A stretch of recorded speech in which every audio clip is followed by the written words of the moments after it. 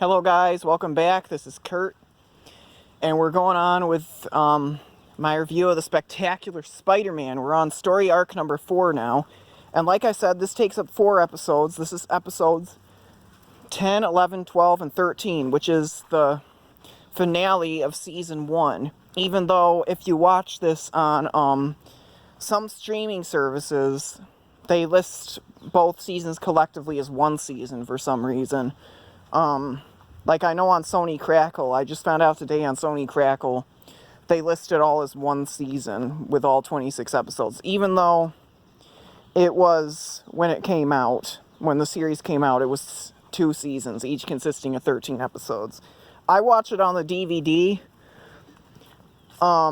personally, because it doesn't have the commercials on there, but, or ads or anything like that, but it's 2 seasons. So this story arc is the finale of season 1. And it's a pretty good one, I have to say. It's probably one of my favorite story arcs, and I know I've probably said that about all the story arcs now, but I really, really like this one.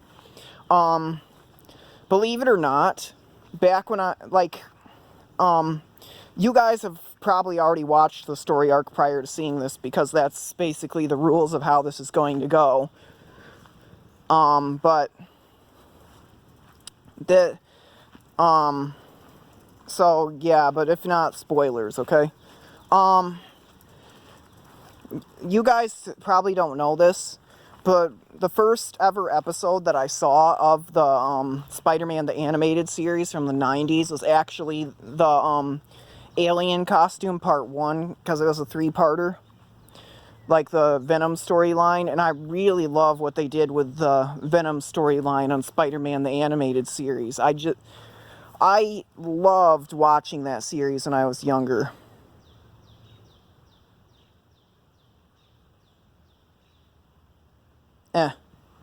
Whatever. I thought I had a zit or something, but I guess it was just dust. Sorry about that. I actually think that the way they did the Venom storyline on Spider-Man the Animated Series is actually better than it was in the comics. And I think it was very, very influential on later adaptations of the Venom storyline. Like, I think even elements of it actually made it into the comics later.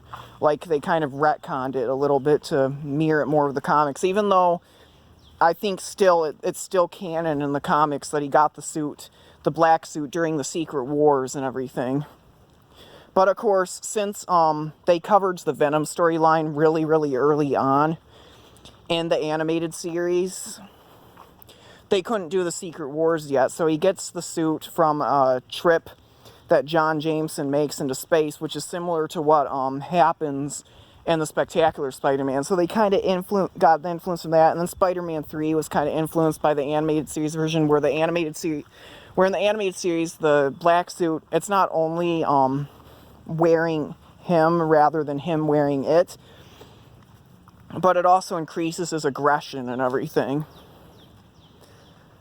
So, it was really cool watching it in this series, and they did the same thing in this series, where they cover the Venom storyline in the first season, which I think a lot of people kind of had mixed feelings about, both for this series and the animated series, because, of course, in the comics, he gets the Venom storyline happens when Peter Parker's an adult, and he's already married to MJ and everything. So it kind of seems a bit too early. But to be honest, when you're really thinking about this, especially in Spectacular Spider-Man, where it takes a lot of influence from Ultimate Marvel, because the Ultimate version of Peter Parker, a lot of this stuff happens to him while he's in high school rather than his college and adult years, even though I really don't have a problem with that at all, because I was more a fan of the Steve Ditko's run on Spider-Man for the art, and most of that is in Spider-Man's high school years, except for the last 10 or so issues of it, if I remember correctly. What was it? So I was kind of skeptical about this at first. I'm kind of like, why does he know Gwen and MJ and all these people in high school when he didn't know them until college in the comics? But to be honest, thinking back on it now, I don't really have a problem with it because I prefer his high school years in the comics. So stretching out his high school years to include more events, I don't mind at all. I mean, Ultimate did it. Ultimate Marvel did it, and it worked really, really well, even though they reimagined a lot of the characters, like the Green Goblin in Ultimate Marvel's like this big kind of monster guy, and the Venom suit isn't a symbiote, it's a it was an experiment to cure cancer. But yeah, that's basically what the Spectacular Spider-Man does. They take elements of both the 616, which is the original Marvel, and the Ultimate Marvel, and kind of mix them together. So this really works very well. So the episode begins, we see the Dr. Octopus, who's in jail. He's getting ready to set up his ultimate villain team. So we get introduced to the Sinister Six. And they actually call them the Sinister Six in this one. We don't have any of that stupid censorship from the animated series where they had to call it the Insidious Six, which just sounds really stupid. And we actually get more members of the Sinister Six in this one that were actually from the original Sinister Six in the comics. Because I know there was more than one Sinister Six in the comics, but the original Sinister Six in the comics, the first team was Dr. Octopus as the leader, and then it had Mysterio, Vulture, Kraven the Hunter, Sandman, and Electro. And when they did Spider-Man the animated series, they did the Insidious Six at the beginning of season 2. And they kind of messed up by having Kingpin be the one who puts it together, because of course they'd have Kingpin involved with 99% of the crime in that series for some reason. And the only two members of the team that were from the original version in the comics at that point, that they had already introduced in the series, were Dr. Octopus and Mysterio. Those were the only ones they'd had on the show up to that point. And then, of course, Sandman never appeared on the show, and Electro didn't appear until the final season, so... And he was almost a completely different character. So they couldn't use those. So all the rest of the Sinister Six members were just like, they had both Chameleon and Mysterio be part of Sinister Six. They're just, which just seems redundant to me, because in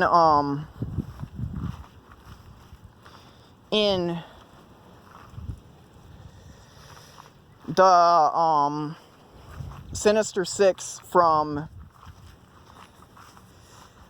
where was I going with this? Oh, the version of Chameleon from the animated series, rather than being a disguiser like he is in the comics, he can transform into different people.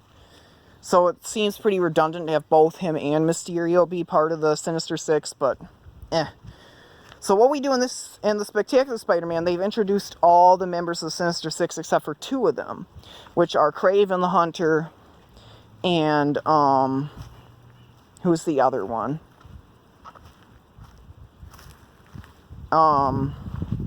Mysterio. They haven't introduced Mysterio yet into the series. So, they replace Mysterio and Kraven with, Rhino and Shocker. And this was I was kind of against this at first. I'm kind of like, what's the point of having both Electro and Shocker? It seems kind of redundant, but it works well what they do anyway. And it makes more sense to me, at least marginally more sense, than having both Mysterio and Chameleon. That was just stupid. Actually, I think I got ahead of myself here. I don't think the Sinister Six is until episode number 11. So I think I've gotten ahead of myself here. That's not even until episode 11. We're on episode 10 right now. Episode 10 opens. I'm not going to talk about Dr. Octopus putting together the Sinister Six again and breaking them all out of jail and everything with this big plan and everything, because I already mentioned that. But that happens at the beginning of episode 11. So what happens at the beginning of episode 10 is Peter Parker is getting ready, and he hears about the alien substance, the symbiote, that was discovered on John Jameson's ship, and he discovers that it's being researched by Dr. Connors at his lab. But unfortunately, since he's been banned from there, he got fired and everything, he's not allowed to go there because Dr. Connors wants to keep photographers and stuff away from it until he's studied it enough.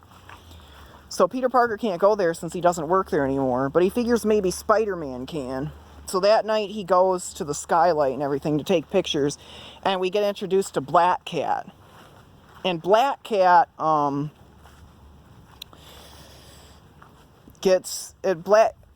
Black Cat is trying to steal the symbiote, and Spider-Man tries to stop her. And meanwhile, the symbiote... Oh, this is really, really interesting here, because we have a kids show. I'm not... It's a family show. I probably shouldn't be saying the term kids show, but you know what I mean. And boy, I'm surprised at what they were able to get past the censors and everything, because Black Cat makes tons of, like, sexual innuendos. Like, Spider-Man shoots web at her at one point, and she says, "Don't you get that goop in my hair?" And I'm like, whoa. And then, what was it? They're fighting, and Black Cat says that she kind of likes him, and meanwhile the symbiote gets out without them noticing and attaches itself to Spider-Man's foot, but he doesn't notice. And Dr. Connors rushes into the room because we're supposed to think it's because an alarm went off, but later we find out what really happened. He sees that the symbiote is missing from the thing. Black Cat is gone. And Spider-Man tells Dr. Connors, "Quick, call the police," and goes and swings away. And Dr. Connors looks at the place the symbiote used to be, and he says, "So much for this gig." And we cut to the next day, and we see newspapers saying Spider-Man steals symbiote or whatever. Peter Parker gets mad, and he goes in to confront J. Jonah Jameson for publishing that. And he's like, and this is probably one of the funniest J. Jonah Jameson scenes in the series. Peter says that he wants a word with J. Jonah Jameson, and J. Jonah Jameson says, "How about scram?" Or 2 words. "Scram, kid." Or 17. "Get out of my office at 2.3 seconds or I'm going to staple you to a flagpole." And Peter Parker is all like, "How did you..." Because J. Jonah Jameson somehow counted those words before he said it, so it's hilarious. I just love J. Jonah Jameson on this show. What happens next? He hears from J. Jonah Jameson that Dr. Connors didn't even discover the theft until that morning. So Peter is like wondering why Dr. Connors would lie about it. We cut to a criminal area, and we see Dr. Connors, and he takes off his mask to reveal himself as the Chameleon. So the Dr. Connors that we saw going into the lab the night before was actually the Chameleon trying to steal the symbiote. So, that's why the real Dr. Connors didn't discover until early that morning. So the Chameleon has failed at his job at getting the symbiote. Spider-Man tries to find Black Cat because he believes that she's responsible for taking the symbiote. Meanwhile, the symbiote goes all over him and turns his suit black. And what's interesting in this one is that instead of either doing one or the other, where they do the black suit that matches what they did in the comics and in the animated series, or doing one that matches the black suit from Spider-Man 3, which I actually prefer the one from the comics. I think it looks a lot cooler. They have it start out looking like the one from Spider-Man 3, since that actually more resembles the red and blue Spider-Man costume. And then the longer Peter wears it, the less it starts looking like the original Spider-Man costume. It starts looking like the black suit from the comics. So it's kind of showing how it's making him less and less like himself. I just really, really like that angle on it. I'd like to see some other adaptation do something like that one of these days, but unfortunately we can't get any more good animated Spider-Man adaptations because everybody just wants to do trash like Ultimate Spider-Man, the TV show, not the comics. The comics were good, Ultimate Spider-Man. The TV show Ultimate Spider-Man sucks. And then, what happens next? Black Cat reveals that she doesn't have the symbiote. She reveals to Spider-Man that he is wearing a black suit. And meanwhile, Chameleon disguises as Spider-Man, and he starts committing crimes around the city, like stealing stuff, which leads to more suspicion that Spider-Man is a criminal. And Spider-Man decides to go after the Spider-Man imposter. I don't remember how he finds out about it. Like I said, I keep forgetting about things on this show because there's so many things that happen. What I really like about this, the first episode involving the symbiote, is that it doesn't focus as much on the symbiote. Like, it's just like a thing that happens that episode, and then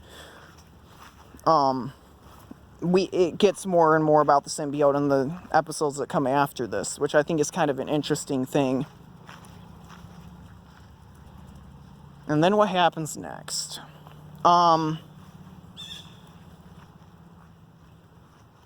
So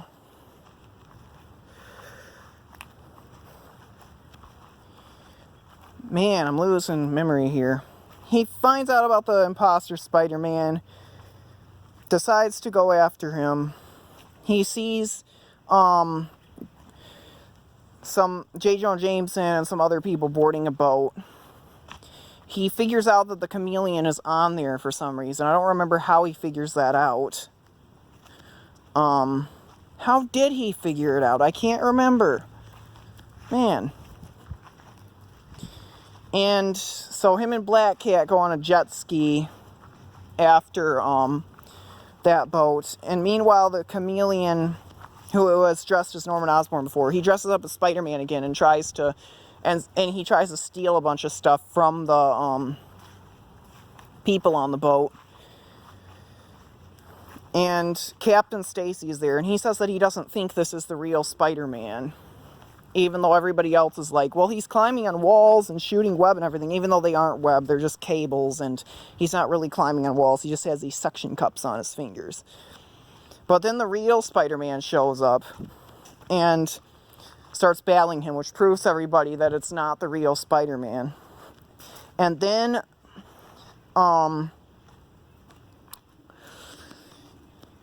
the Chameleon tries to flee, but Spider-Man and Black Cat catch him. Like, Spider-Man catches him on this motorboat and everything, and they start riding, and Spider-Man eventually catches him. And Captain Stacy says that they'll find the symbiote because Captain Stacy believes that it was stolen by the Chameleon now rather than Spider-Man. Spider-Man thinks about telling him that he accidentally took the symbiote because that is what happened. But he also is thinking to himself, this symbiote has helped me fight more crime than ever before, so I think I'll keep it. So he doesn't tell Captain Stacy about it. And then he meets up with Black Cat. It turns out the reason Black Cat helped him was to steal a tiger diamond from the ship that Chameleon also tried to steal, even though she doesn't tell Spider-Man that. And then Peter's first kiss on this show is with Black Cat, which is kind of weird, but interesting at the same time. And then she disappears, and that's the end of the episode. And then we get to episode 11, which is the Sinister Six story. And I already talked about how they escaped and everything. So Dr. Octopus puts them together. It's Dr. Octopus, not Mysterio, Dr. Octopus, Rhino, Vulture, Shocker, Sandman, and Electro. And they start fighting Spider-Man on the streets, and it's really hard. Spider-Man can't pull out the Vulture's electric components anymore because he has harder metal plates on his costume now. And a lot of the methods he used before don't work. So he ducks into the sewers to get away from them and goes home. He doesn't realize that Aunt May has gotten a heart attack from like seeing all the fighting happening on the streets. And J. Jonah Jameson, we get to see more of his humanity here because he tries to call Peter Parker to tell him about it. To tell him that Aunt May is in the hospital, but Peter doesn't answer the phone because the suit is influencing him and making him angry. So he thinks Jameson is just calling to complain about there being no pictures again. So he doesn't answer the phone. He goes to bed. The symbiote goes on to him while he's sleeping and basically like wears him and fights the Sinister Six while he's asleep and defeats them so that they get arrested and go to jail. And he actually almost kills Dr. Octopus, but the police stop him because Dr. Octopus is already unconscious and there's no need to kill him. And the symbiote listens and goes back. And Peter wakes up not knowing at all what the symbiote did to him. And he feels strained and worn out. And he sees the newspaper on the front porch that says that Spider-Man defeated the Sinister Six. And he's like, the symbiote was wearing me. And then he finds out that Aunt May is in the hospital. And that's the end of the episode. That was kind of a really short summary because that really is all that happens in that episode, but it is a really entertaining one. And then the next episode, he meets Aunt May at the hospital and he starts acting rude to everybody. And Flash Thompson even says that Peter is acting like a jerk because Peter is even being mean to his own friends and everything, which kind of makes Peter see, since Flash Thompson is trying to give him some good advice. Like, if he's agreeing with Flash Thompson, that's kind of a bad thing. So, he starts thinking things that he knows he wouldn't normally be thinking and realizes that it's actually the suit saying those things. So he goes to a bell tower of the church and he tries to get the suit off, but it won't come off because it knows that he's trying to get away from it forever. He actually bumps into the bell, similar to in the 90s Spider-Man cartoon and in the Spider-Man 3 movie. And I believe it did happen in the comics at one point, but I believe the circumstances there were different. He tries to get rid of it, but it doesn't really come off easily, even with those vibrations getting it off and everything. And the suit kind of wraps itself around him in like this black web cocoon and everything. And we get the Disney acid sequence, what I like to call it, for you TV tropers out there. I love TV tropes. You should check out that website sometime. It's like got a ton of like stuff. But yeah, this is the Disney acid sequence, the Disney acid sequence that we're talking about right here.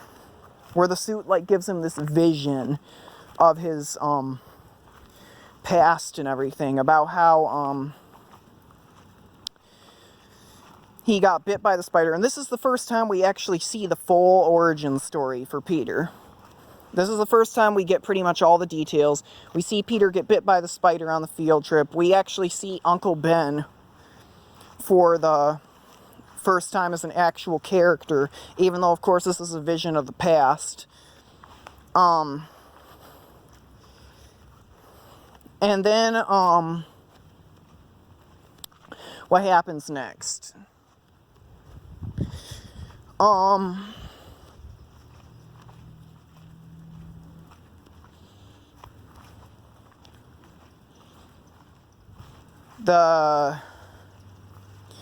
So he sees his origin, and he makes the web shooters and everything, swings, and they take a lot of influence from the Raimi movies. Like, a lot of the dialogue is just straight from the Raimi movies. Like, instead of the spider being involved in a lab accident like it was in the comics, it's actually legitimately a part of an experiment with 15 spiders that were genetically modified. So that's why the spider was like that when it bit Peter. It didn't accidentally get in front of a radioactive ray.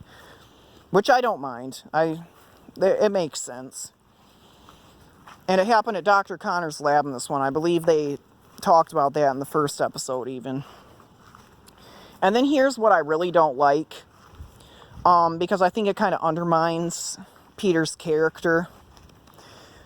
And his character development and everything. In the comics, the burglar didn't run past him at the wrestling arena. Spider-Man had already been in the TV business for at least a few days before that event happened. It didn't happen on the same night as the wrestling arena. He didn't get ripped off by the wrestling arena guy. He went on TV to show off his powers, and he kind of got a big ego. And he wasn't getting revenge on anybody when the burglar ran past him. He was just being selfish because he believes that everybody else is beneath him at that point. He actually says, once he gets home, after letting the burglar go, that he'll always care about Aunt May and Uncle Ben and make sure they're happy. But everybody, he says, and I quote, "The rest of the world can go hang for all I care." That's what Peter says. And then we kind of get this montage of him being on TV for a few more weeks, or at least a few more days. I like to think a few weeks. And then he comes home one night, sees that his uncle's been killed, and then later discovers that it's the burglar that killed Uncle Ben. That is the way the Spider-Man story should go, in my opinion, the Spider-Man origin story. Because he has to grow the big enough ego to let the thief escape and everything. And just out of selfish reasons, not about getting revenge on anybody who like ripped him off of his money and everything. And it doesn't happen on none of these three events, him fighting the wrestling guy, him letting the burglar go, and his Uncle Ben dying. None of those events happen on the same night, which makes Uncle Ben's death all the more shocking when it happens, because it doesn't even happen on the same night. It's a completely unrelated event.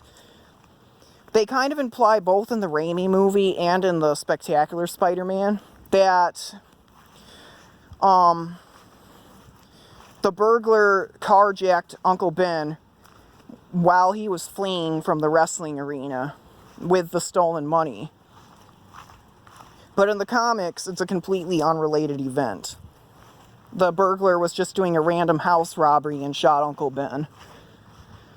So, I think the way they have it in the comics is actually more shocking, because you never expect it to happen.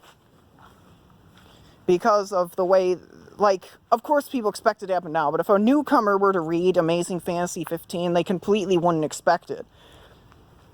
In both the Raimi movie and the Spectacular Spider-Man, he fights Crusher Hogan at the wrestling arena, gets ripped off by the wrestling arena guy, which didn't happen in the comics at all, so he doesn't get his money. And then the burglary happens at the wrestling arena. He lets him go out of revenge at the guy who ripped him off, rather than just out of selfishness. Then it's implied that the burglar killed Uncle Ben while trying to escape from the police after stealing the money. That's not what happened in the comics. I know they were trying to simplify things. Since they wanted to simplify things, make it all happen in one night, just to get the story moving forward. Since Peter hasn't grown a big enough ego yet, since this is the very first night he's ever shown off his powers and everything, they kind of had to put in another thing, like a revenge. They had to give him a revenge motive for letting the burglar go, because otherwise it didn't make any sense that he became this selfish, like on the very first night. But I think that just completely misses the point of the story to try to simplify things. You don't want to simplify this story. Like, I actually have this fan-made movie script on my computer that I actually wrote about 2 years ago, which actually I had it take place in the 60s, like the comics originally did, even though they retconned that later. And Peter, it basically just is based almost solely off of Amazing Fantasy 15, rather than basing off of any of the later comics. And we kind of see it as like a tragedy story, where I don't have those events happen on the same night. And after he lets the burglar go, we kind of see like this montage with like rebellious music and everything of Peter growing bigger and bigger becoming a bigger and bigger hit with the news and everything as he does more interviews and TV shows and everything. And then we get Uncle Ben's death and ends the movie with Peter walking away sad after finding out about Uncle Ben's death. And then that's the end of the movie. We don't know what happens to Peter afterwards unless you, like, see a sequel or something. And if you think about it, that's the way it was in the comics. Because at the time, they didn't really have any other Spider-Man stories planned because they didn't know if the story was going to be a success. So it was a story with a beginning, a middle, and an end. Like, so it plays out like the tragic fall of the anti-hero, where it ends with him just as miserable, probably more miserable than he even started out as, and that's the end of the story. Like, if they hadn't written any more Spider-Man stories after that, it would still be a very, very compelling story. And I think a lot of people seem to miss the point of that. But anyway, I'm getting really off topic here. One of the things I do like, and like the symbiote tries to convince Peter that Peter is just miserable and his life has been terrible because Uncle Ben died and everything. But then he gets a vision of Uncle Ben, and we see what happened right before Peter went to the wrestling arena. It's basically a recreation of the talk in the car with Uncle Ben from the Tobey Maguire Spider-Man movie. Only the dialogue is a little bit different. They never talk about a fight with Flash Thompson, which we'll get back to because we're going to be reading that fanfic after this, which I've mentioned probably a million times already, but wow, it's just great. We get with great power must also come great responsibility. They actually get it right in this one. With great power, there must also come great responsibility, which is exactly how it is in the comics. Only in the comics, I don't think it was really until the 90s that they actually established that Uncle Ben actually said that. For years in the comics, they just tried to indicate that it was like a lesson that Peter lived by, that he had to learn for himself. They never really said that anybody told it to him, which kind of makes more sense to me, that it wasn't something that anybody told him. It's just something he had to learn for himself. But at the same time, I don't really mind Uncle Ben telling him. It makes sense. But I like that scene. But then the symbiote appears behind Peter. And he says, so what? We still went to the wrestling arena. We still let Uncle Ben's killer go. And he killed Uncle Ben. And Uncle Ben shows the symbiote and Peter what happened when Peter finally caught the burglar. And this is actually... Luckily, they didn't do the thing that they did in the Raimi Spider-Man movie where the burglar actually dies, because I think that kind of undermines Peter's character. Because in the comics, the whole point was Peter probably would have killed the burglar if it hadn't been anybody other than who it was. Like, if it hadn't been the same guy who ran past him in the TV studio, he would have killed him. There's really no doubt about it. He was in a rage. Peter was an anti-hero at that point. But then he sees who it is, and instead of killing him, he lowers him to the police. And they do that in the Spectacular Spider-Man, where he spares the burglar and instead leaves him for the police and everything. That didn't happen in the Raimi movie. He didn't kill the burglar, of course. The burglar just tripped and fell out the window to his death. But it's not like Peter tried to stop him from falling or anything. And at the same time, if the burglar was going to die either way, it just kind of undermines that. The whole thing about Peter learning responsibility and everything. So I like that they didn't repeat the Raimi film's mistake on that part. But there's a few other things that I really didn't like. Like, for that reason, I have mixed feelings about episode 12, just because they took a few too many ideas from Raimi. Like, I don't mind the car scene. But everything else was just kind of stupid on their part for copying it. But it's nice to finally see the origin story. And they did it in a way that actually feels natural for the series. So Peter realizes that he can be a hero. He says goodbye to the Uncle Ben vision. And I I know this is up to interpretation, but I don't think Uncle Ben's ghost actually appeared to Peter. I think Peter saw him in this vision because he's basically kind of able to slightly control the vision that the symbiote is giving him. He finally breaks out the symbiote, is able to get it off of him, puts it in a bucket, and brings it back to Dr. Connor's lab where he tries to freeze it to death. Eddie Brock catches him there, and Eddie Brock actually was about to lose his job at Dr. Connor's lab because they were losing funding because of the lost symbiote. So when he sees the symbiote's back, at first he's excited, like, yay, I can keep my job. But then he sees Spider-Man freeze it, and he's like, no! And he's like, it's for its own good. And Eddie Brock gets mad at Spider-Man and believes that the whole world is against him. But the symbiote survives the freezing, and Eddie notices this. He opens the glass case where the symbiote is, and the symbiote bonds with him. And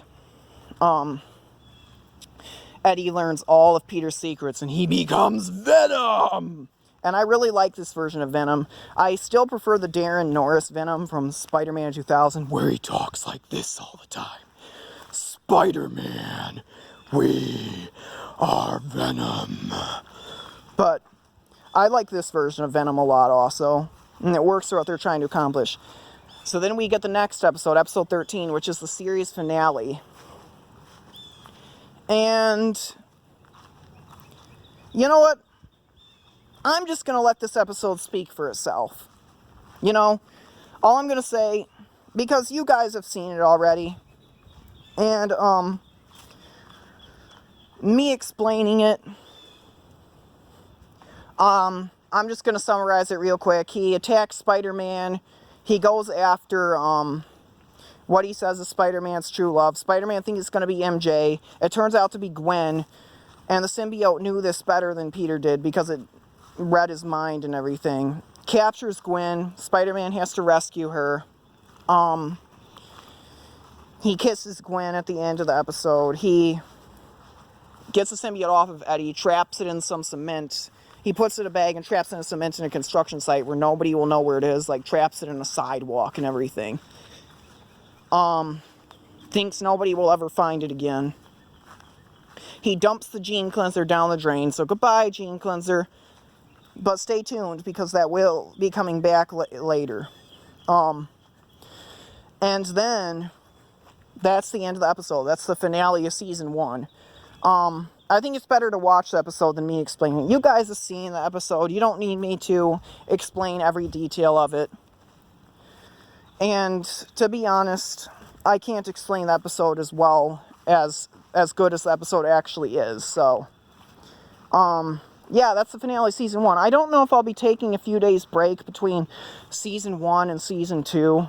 I might take a few days break because honestly, it's really hard finding time to record all of these. So, I hope you'll be back next time. Remember, story arc number 5, the very first story arc of Season 2, also has 4 episodes. After that, all the rest of the story arcs will have 3 episodes. So you need to watch the next 4 episodes before you come back here. And I really like story arc number 5. I really like it because I like what they did there. So, until next time, this has been Kurt the Gamer.